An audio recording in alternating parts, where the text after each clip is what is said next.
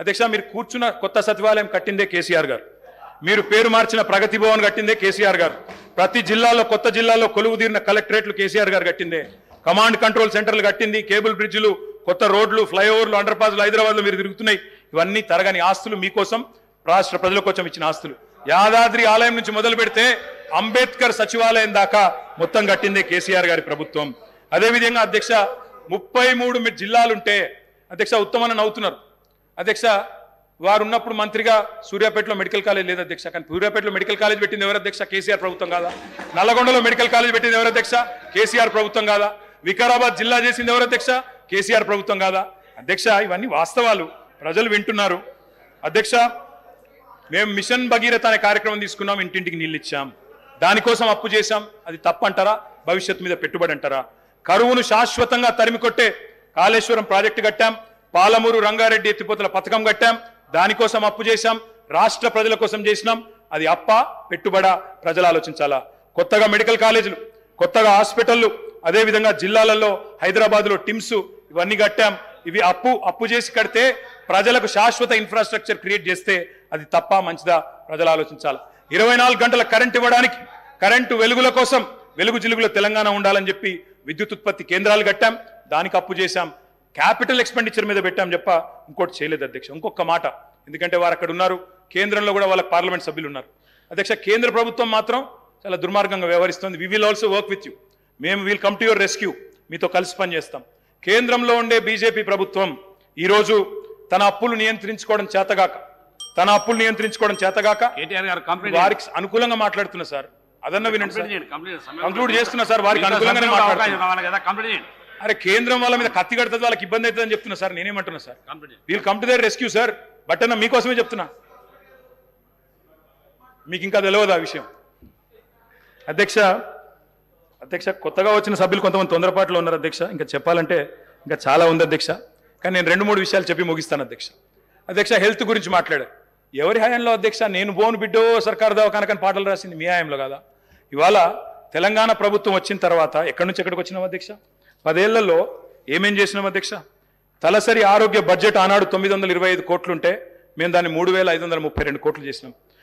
ఆసుపత్రి పడకలు ఆనాడు 17,000 ఉంటే మా ప్రభుత్వం వచ్చిన తర్వాత 34,000 చేసినాం. ఆక్సిజన్ పడకలు 1,400 ఉంటే మొత్తం 100% బెడ్స్కి 34,000 బెడ్స్కి పూర్తి స్థాయిలో ఆక్సిజన్ అందజేసినాం. మొత్తం ఆనాడు 2014 వరకు మెడికల్ కాలేజీలు ఉన్నాయే 5 అధ్యక్ష, 5 గవర్నమెంట్ సెక్టర్లో.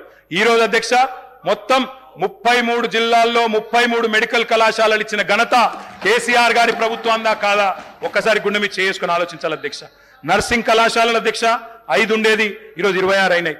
MBBS seat, I'm only speaking subject sir, subject కానీ అమరావతి చాలా సమయం sir, I'm purely speaking subject.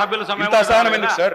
Complete చేయండి sir. I'm concluding sir, I'm concluding. MBBS సీట్లు 2,850 ఉండేది, ఇక్కడ సభలో 15-16 మంది డాక్టర్లు ఉన్నారు సార్. అదేవిధంగా 8,515కు తీసుకొని పోయినాం. పోస్ట్ గ్రాడ్యుయేట్ సీట్లు 1,183 ఉండే 2,890 చేర్చినాం. అదేవిధంగా ప్రభుత్వ ఎంబీబీఎస్ సీట్లు 850 ఉంటే 3,690 సీట్లకు చేర్చుకొని పోయినాం.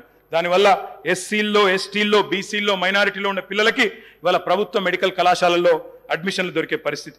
అధ్యక్ష నీతి ఆయోగ్ హెల్త్ ఇండెక్స్లో మీరు మాకు వదిలిపెట్టిపోయినాడు తెలంగాణ ర్యాంకు 11వ స్థానం. మరి ఈరోజు Telangana is rank number 3 in the country after Kerala and Tamil Nadu. ఇది వాస్తవమా కాదా?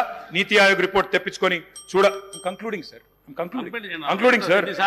అధ్యక్ష వీళ్ళున్న నాడు పేషెంట్లకు ఆనాడు వీళ్ళెన్నడూ పెన్షన్ ఇవ్వలేదు, ఎన్నడూ పట్టించుకోలేదు, ట్రీట్మెంట్ కూడా ఇవ్వలేదు అధ్యక్ష. ఆనాడు డయాలసిస్ కేంద్రాలు లేవు రాష్ట్రంలో, 3 డయాలసిస్ కేంద్రాలు ఉండే, ఈరోజు 103 చేసినాం. అమ్మ ఒడి వాహనాలు 0, ఈరోజు 300 చేసినాం. బస్తీ దవాఖానాలు 0, 370 పెట్టాం. వరంగల్లో హెల్త్ మినిస్టర్ గారు పోయి ప్రారంభించవచ్చు, వరంగల్లో రెడీ అవుతా ఉంది సార్.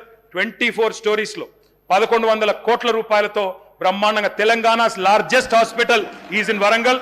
మా దామన్న ఓపెన్ చేయాలని చెప్పి నేను మనస్ఫూర్తిగా కోరుతా ఉన్నాను సార్ అధ్యక్ష. అదేవిధంగా అధ్యక్ష జిల్లాకు ఒక మెడికల్ కాలేజ్, నిమ్స్ విస్తరణ, టిమ్స్ హాస్పిటల్స్ 370 బస్తీ దవాఖానాలు, మహిళల కోసం ప్రత్యేకంగా ఇవన్నీ ఉన్నాయి సార్. ఇంకా ఇన్స్టిట్యూషనల్ డెలివరీస్ సార్. మీది దేవరకొండ, మీది తమరిది దేవరకొండ. దేవరకొండలో ఒకనాడున్న పరిస్థితి సార్, ఇవాళ ఉన్న పరిస్థితి సార్. ఒకనాడు పసిపిల్లల అమ్మకాలను చదివేది, ఇవాళ మాతా శిశు మరణాలు తగ్గినాయి సార్. మాతా శిశు మరణాలు ఎట్లా తగ్గినాయి సార్ అంటే ఇన్స్టిట్యూషనల్ డెలివరీస్ ప్రోత్సహించడం వల్ల. శిశు మరణాలు ఆనాడు 2014లో 1039 ఉంటే ఈరోజు 19 అయినాయి సార్. ప్రసూతి మరణాలు ఆనాడు 2014లో 91 ఉంటే ఈరోజు 40 అయినాయి. ఇన్స్టిట్యూషనల్ డెలివరీస్ బ్రహ్మాండంగా పెరిగినాయి. ఇంకా చెప్పాలంటే చాలా ఉంది అధ్యక్ష. నేను ముగిస్తా ఉన్నాను అధ్యక్ష. ముగించే ముందు నేను ఈ ప్రభుత్వానికి చెప్పేది ఒకటే అధ్యక్ష, మీరు కూడా మాలాగా ప్రగతిశీలమైన అభ్యుదయమైన ఆలోచనలతో ముందుకొస్తే తప్పకుండా నిర్మాణాత్మకమైన ప్రతిపక్షంగా తప్పకుండా వెల్కమ్ చెప్తాం అధ్యక్ష. కానీ తిరోగమన నిర్ణయాలు తీసుకుంటే మాత్రం ప్రజల పక్షాన నిలదీస్తాం. మేము హైదరాబాద్ ఫార్మా సిటీని కట్టాలి. హైదరాబాద్కున్న ఒక ప్రత్యేకత, మరి లక్షలాది మందికి 40% ఇవాళ ఫార్మస్యూటికల్స్ ఉత్పత్తి చేసే నగరం హైదరాబాద్. వ్యాక్సిన్లకు ప్రపంచంలోనే రాజధాని హైదరాబాద్. అట్లాంటి హైదరాబాద్లో మొత్తం కన్సాలిడేట్ చేసి ఒక సూపర్ పవర్గా హైదరాబాద్ను ఇంటర్నేషనల్ ఇంపార్టెన్స్ ఉన్న ప్రాజెక్ట్ అధ్యక్ష. నిన్ననే పేపర్లో చూశాను, ముఖ్యమంత్రి గారు రివ్యూ చేశారు, క్యాన్సిల్ చేశారు. కానీ ఆ రివ్యూలో పరిశ్రమల మంత్రి లేరు, పరిశ్రమల కార్యదర్శి లేరు. మరి ఇది మంచిది కాదు అధ్యక్ష. ఇది రాష్ట్రానికి మంచిది. మా మీద కక్షతో ఒక మంచి ప్రాజెక్ట్ రాష్ట్రానికి దూరం చేయకండి సార్. కంప్లీట్ చేయండి సార్. మీకు ఇంత సమయం ఇచ్చా, 3 సార్లు ఇచ్చినది మీకు సమయం. మీరు అడుగుతున్నా కూడా కంప్లీట్ చేయమని చెప్పాను. ముగియండి, మీరు కంప్లీట్ చేయండి. Concluding sir, 1 minute sir. Subject అయింది సమయం. హైదరాబాద్ ఫార్మా సిటీ లాంటి జాతీయ అంతర్జాతీయ ప్రాముఖ్యత ఉన్న ఒక ప్రాజెక్టును రద్దు చేసే ముందు పునరాలోచించాలని చెప్పి నేను కోరుతా ఉన్నాను అధ్యక్ష. కట్టడము నిలబెట్టడమే మాకు తెలిసిన పని, పడగొట్టడం కులగొట్టడం మా పని కాదు, మేము చేయము. అధికారంలో నిర్మాణాత్మకంగా పనిచేసినాం, ప్రతిపక్షంలో చేస్తాం.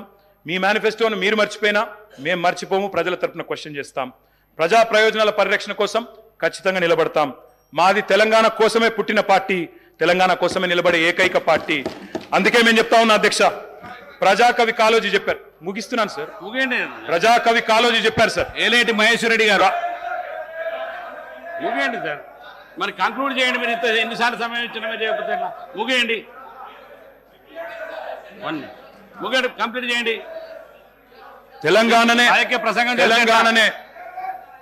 తెలంగాణనే ఆశగా శ్వాసగా తెలంగాణ ప్రజల ప్రయోజనాలే పరమావిధిగా ప్రతిక్షణం పరితపించే పార్టీ మాది. పరపీడన వదిలించిన వాళ్ళం, పరాయి పెత్తనాన్ని సహించబోము. ఢిల్లీ నుంచో కర్ణాటక నుంచో రిమోట్లతో కంట్రోల్ చేయాలని చూస్తే ఊరుకోము. ప్రజాకవి కాళోజీ గారు చెప్పిన అయిపోయింది సార్. ఏలేటి మహేశ్వర్ రెడ్డి గారు, మీరు ఇంత సమయం అయితే మీరు రాజకీయ ప్రసంగం చేస్తున్నారు ఎట్లా సార్? మీకు ఇన్నిసార్లు సమయం ఇచ్చిన మీరు మళ్ళీ